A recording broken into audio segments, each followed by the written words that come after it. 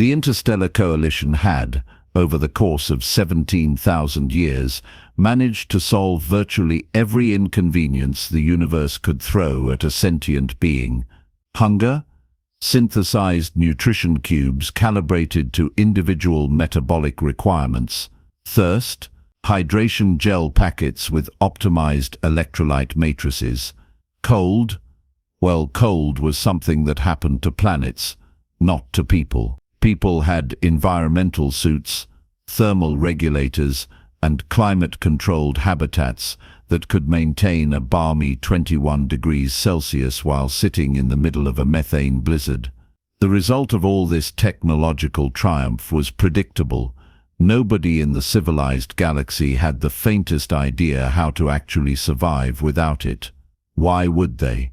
That would be like memorizing multiplication tables when you had a calculator grafted to your cerebral cortex. Inefficient, pointless, dare we say, primitive. This comfortable arrangement had worked beautifully for millennia, right up until survey mission 4471K landed on Kelvaris 9 and discovered that the universe still had a few tricks up its cosmically indifferent sleeve. Kelvaris 9 was, in the technical parlance of xenogeologists, an absolute nightmare of a planet. Its atmosphere was breathable if you enjoyed your oxygen served with a side of ammonia traces and perpetual sub-zero temperatures. The expedition was meant to last exactly 8 days, land, extract mineral samples from the northern tundra, analyze the peculiar electromagnetic signatures in the planet's crust, and leave before anyone's extremities started falling off. Commander Vexthor of the Vrelnathi Dominion had planned everything with the characteristic precision of his species. The Vrelnathi were insectoid, roughly the size of a large human, with compound eyes that could process tactical data faster than most ship computers, and a hierarchical social structure that made military logistics feel like interpretive dance. Vexthor had triple-checked every system, run 4 redundancy protocols, and brought enough thermal batteries to power a small station for a month. His second-in-command was Quillix, a Quothan whose amphibious ancestry meant he functioned best in humid environments and turned a concerning shade of grey when stressed. Quillix handled the engineering systems with nervous competence, constantly muttering calculations under his breath and checking readings with webbed fingers that left damp prints on every console. The science officer was a Multrine named Crystallix, because of course it was. The Multrine were silicon-based lifeforms who resembled ambulatory geometric sculptures and possessed an intellectual arrogance that could be detected from orbit. Crystallix had 17 advanced degrees, had published in every major scientific journal in the Coalition, and had never, not once, admitted to being wrong about anything. And then there was the human. Marcus Webb had been assigned to the mission as part of the Coalition's Cultural Integration Initiative, which was a diplomatic way of saying that humanity had been the newest species to stumble into galactic society, and everyone was still figuring out what to do with them. Humans were odd.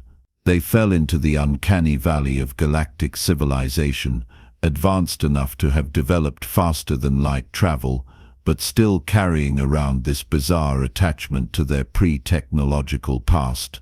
They still cooked food over open flames at social gatherings. They went camping, on purpose for recreation. They had survival shows on their entertainment networks. The rest of the galaxy found this equal parts fascinating and baffling, like watching someone use a quantum computer to play tic-tac-toe. Marcus was quiet, competent, and had spent most of the journey reading rather than socializing. The rest of the crew had assumed he was shy. In retrospect, he might have just been conserving energy for what was coming. The landing on Kelvaris 9 went perfectly for approximately 11 minutes. The shuttle touched down on a relatively flat expanse of ice-covered rock, sensors reading atmospheric conditions within acceptable parameters. Vexthor began his post-landing checklist with the satisfaction of someone who had correctly predicted success. Quilix deployed the habitat dome, watching it inflate into a cozy pressurized bubble that would serve as their base camp. Crystallix immediately began complaining about the mineral composition of the landing site, because that was apparently more interesting than acknowledging a successful touchdown. Then the sky decided to have opinions.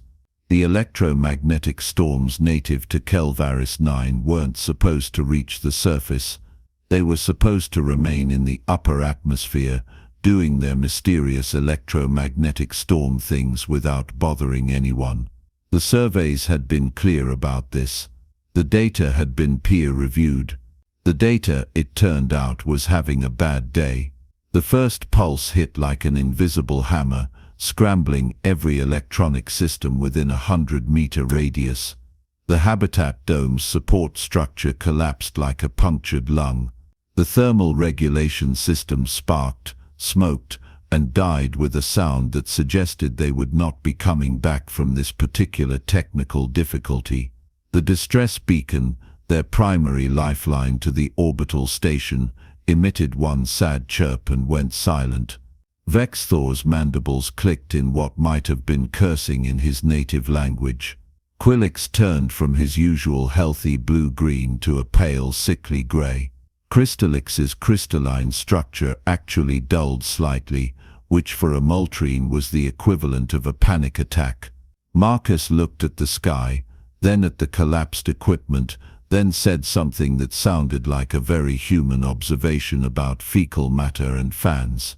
The temperature was already dropping.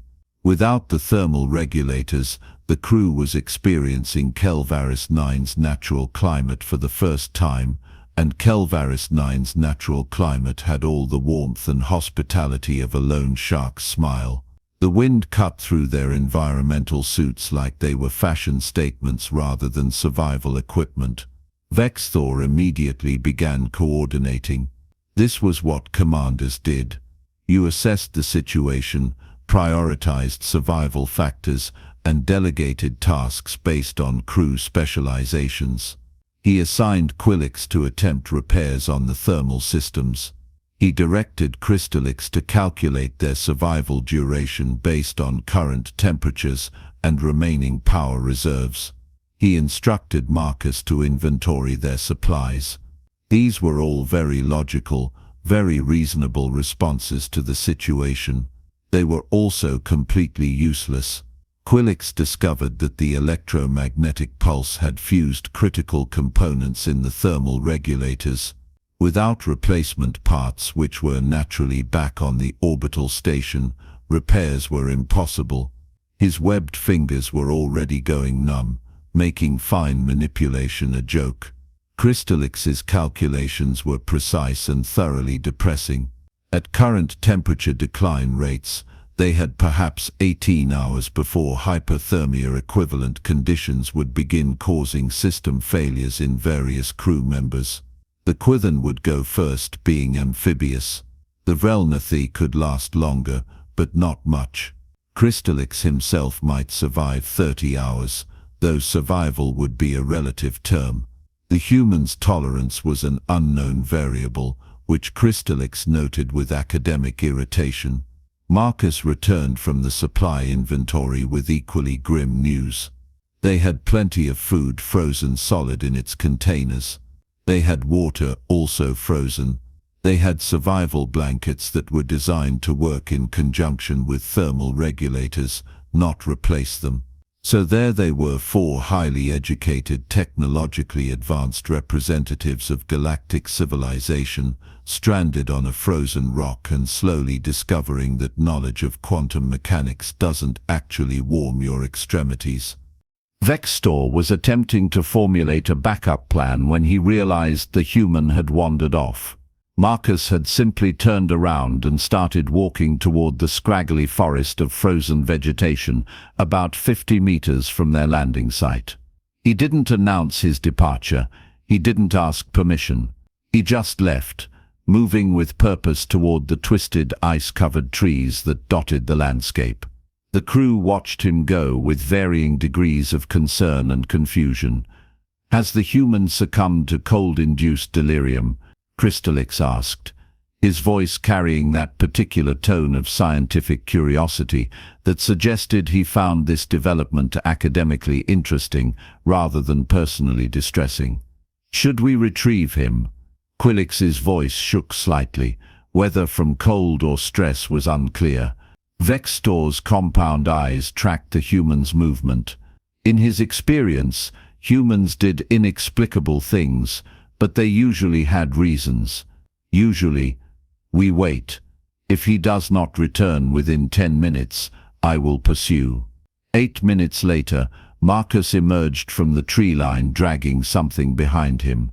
As he got closer, the crew could see he was hauling branches, dead, dried wood from the frozen forest, stacked and tied together with cord from his equipment pack. He made 3 more trips, each time returning with more wood, until he'd accumulated a respectable pile near what remained of their collapsed habitat. The crew watched this behavior with the fascinated bewilderment of anthropologists, observing a particularly strange ritual. The human is collecting organic debris, Crystallix observed. Fascinating. This may be a stress response rooted in primitive gathering instincts. Marcus ignored the commentary and began arranging the wood in a specific pattern, larger pieces on the bottom, smaller pieces stacked in a conical structure with space in the middle. He then pulled what looked like a chunk of metal and a rock from his personal kit. Is he performing a ceremony? Quillix whispered. Marcus struck the metal against the rock. Sparks flew. He did it again, directing the sparks toward a small bundle of dried vegetation he'd shredded between his palms. The third strike caught, and a tiny ember began to glow. The human leaned down and blew on it. Gently, steadily, the ember grew. Smoke appeared. Then, with a soft whoosh that sounded impossibly loud in the frozen air, flame appeared. Actual flame. Real combustion. Fire. The crew stared. Fire was something that happened in controlled laboratory environments, or as the result of catastrophic system failures. It wasn't something you just made. Outside. On purpose, Marcus fed small twigs into the growing flame, patient and methodical. The fire spread, caught the larger pieces, and within minutes there was a genuine campfire burning in the frozen wasteland of Kelvaris 9, crackling and popping and radiating actual, blessed, beautiful heat. That's, Quillix started. Barbaric, Crystallix finished, but his voice lacked its usual certainty. Warm, Vextor said quietly. The commander was the first to approach, his logical military mind overriding cultural conditioning. Heat meant survival. The source was irrelevant. He extended his chitinous hands toward the flames, and his compound eyes reflected dozens of tiny fires. The sensation was unlike anything the environmental suits provided. This wasn't regulated, computer-controlled warmth. This was wild, primal, immediate heat that drove back the cold with prejudice.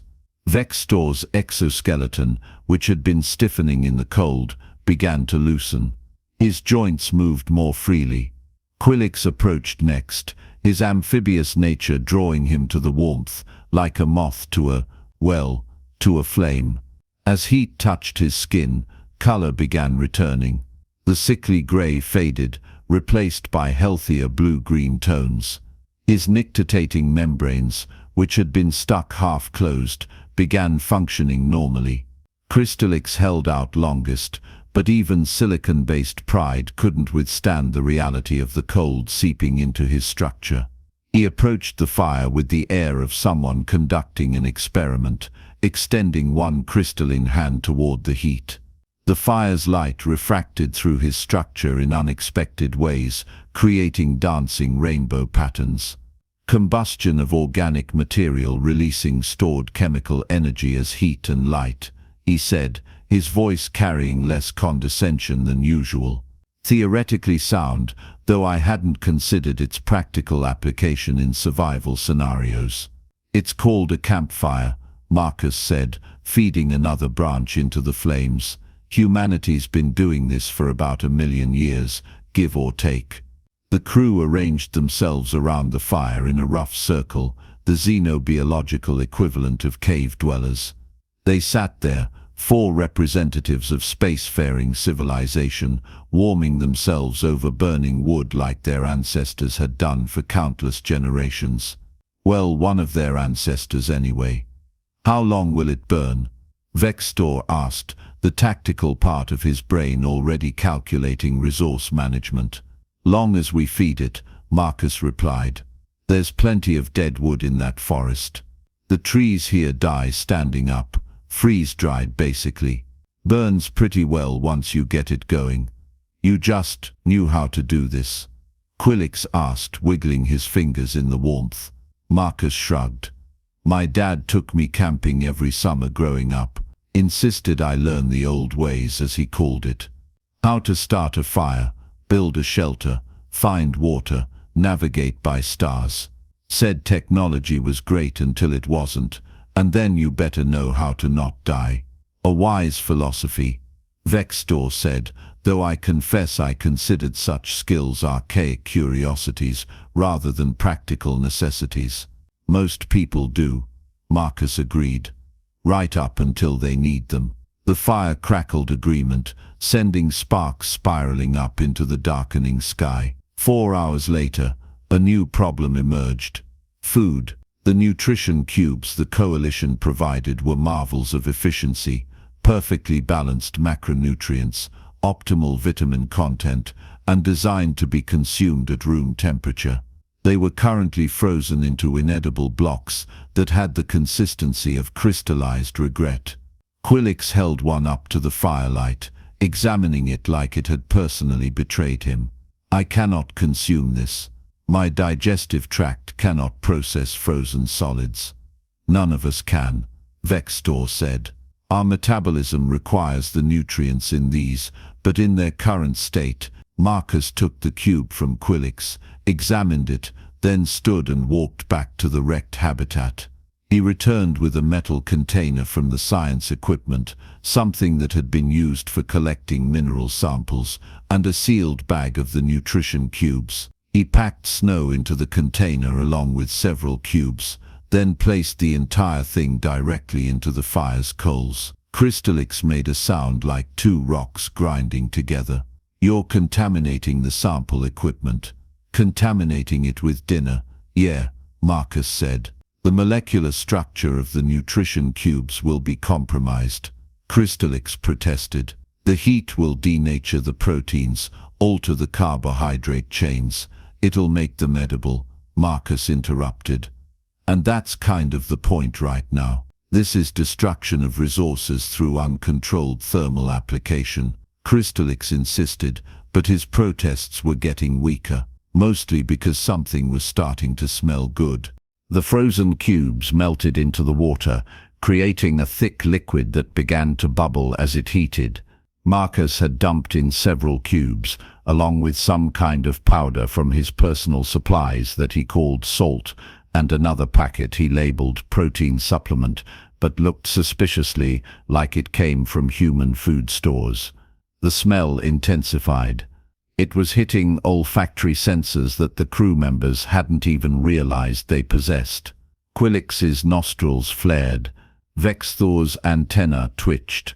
Even Crystallix's structure seemed to orient toward the container. What? Quillix breathed. Is that soup? Marcus said simply. Or stew? Somewhere in between, really. Point is, it's hot food. He pulled the container from the fire using a piece of cloth, let it cool slightly, then poured portions into their emergency cups, which at least were still functional if you didn't mind the fact that they'd been designed to hold cold beverages. Vexthor received his portion first by virtue of rank. He stared into the steaming liquid, watching small bits of dissolved nutrition cube float in the broth. His biology didn't really have taste buds in the human sense, but he had chemical receptors that served a similar function. He sipped. The heat hit first, actual hot food, not room temperature sustenance. It spread through his system like a revelation. The dissolved nutrients were easier to process than the cubes would have been cold. The salt, whatever that was, activated receptors that made the whole experience more intense, more satisfying in a way he couldn't quite articulate. This is he started, then stopped, unsure how to finish that sentence in a way that didn't compromise his dignity as a commanding officer. Delicious. Quillix finished for him, already slurping his portion with complete abandonment of amphibious decorum. His color was now a vibrant blue-green, healthier than he'd looked since landing. Crystallix approached his portion with scientific skepticism, analyzing it from multiple angles. Then he consumed a small amount, processing the information through his crystalline structure. A full minute of silence passed. The thermal treatment has indeed altered the molecular structure, Crystallix said finally. The proteins have denatured, yes. The complex carbohydrates have broken down into simpler sugars. The nutritional matrix has been fundamentally transformed. He took another sip. It is, he continued, his voice carrying a note of someone betrayed by the universe, significantly superior to the original form. Marcus grinned. Cooking. It's kind of our thing. They sat around the fire, 4 representatives of advanced civilization, drinking hot soup from emergency cups and rediscovering something their ancestors had known, that food tastes better when it's warm, that heat is precious when you're cold, and that sometimes the old ways survive for a reason. Why do humans retain this knowledge? Vexthor asked, warming his hands on his cup. Your species has the same technological capabilities as the rest of the coalition. You have synthesizers, thermal regulators, climate control, yet you teach these primitive survival skills to your young. Marcus poked the fire with a stick, sending up a fresh spray of sparks. Because we remember what it's like when it all breaks down. Humanity's had a pretty rough go of it, evolutionarily speaking. We evolved on a planet that kept trying to kill us, survived ice ages and droughts and predators and diseases.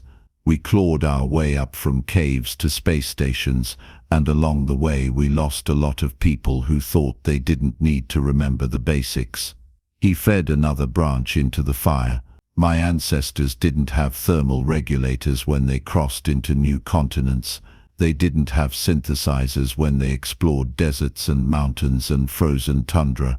They had fire and knowledge and the stubbornness to keep going when everything went wrong.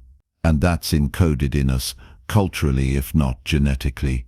We teach our kids to start fires and purify water and build shelters because someday, somewhere, they might be stranded on a frozen rock with broken equipment and 3 aliens who are counting on them not to let everyone die of hypothermia. A prudent philosophy, Vexthor said quietly. A fortunate one, certainly, Quillix added, holding his cup close to his chest. Crystallix said nothing, but his earlier condescension had evaporated like water on hot coals. The night stretched on. Kelvaris 9's sun set with little fanfare, and the temperature dropped even further. The fire became not just comfort but necessity, the difference between surviving and becoming frozen sculptures on an uncaring world.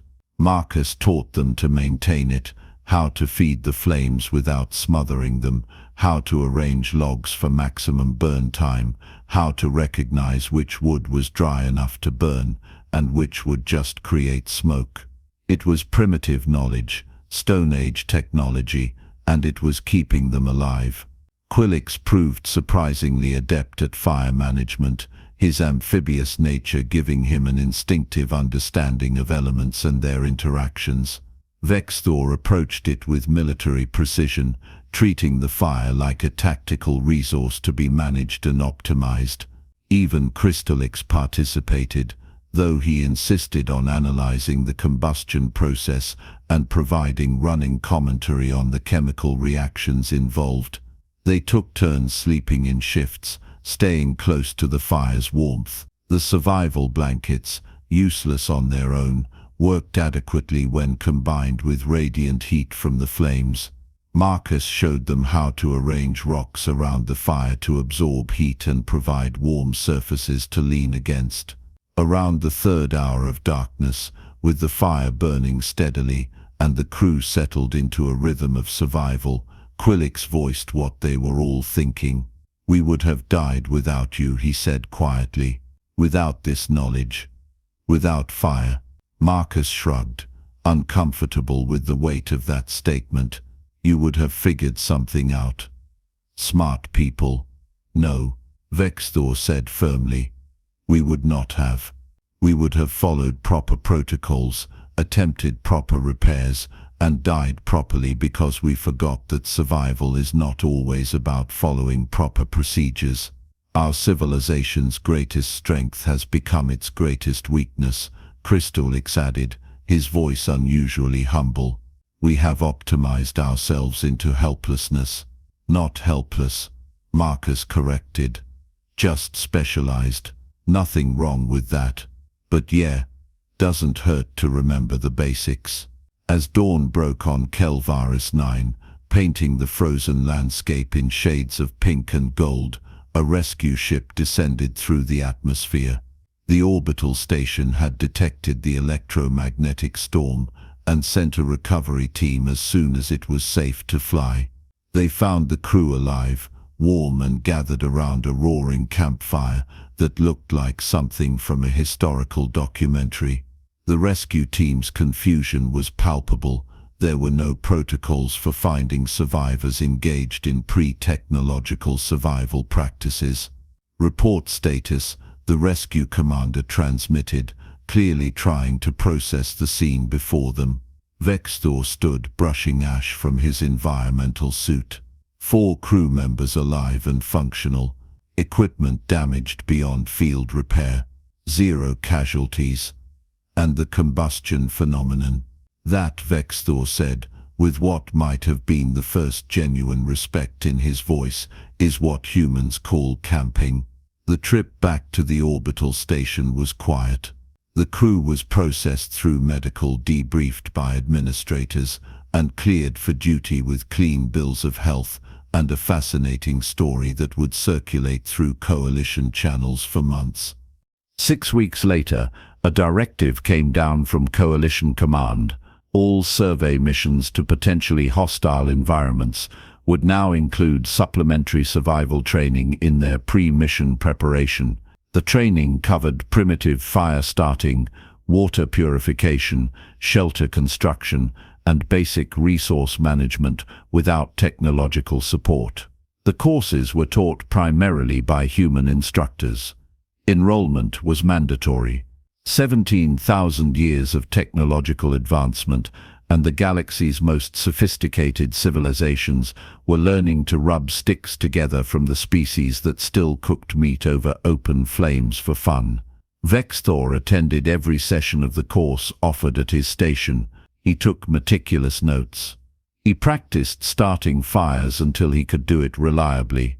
When questioned by junior officers why a commander was spending time on such basic skills, he would gesture to his report from Kelvaris 9 and say simply, "Because I prefer to remain alive."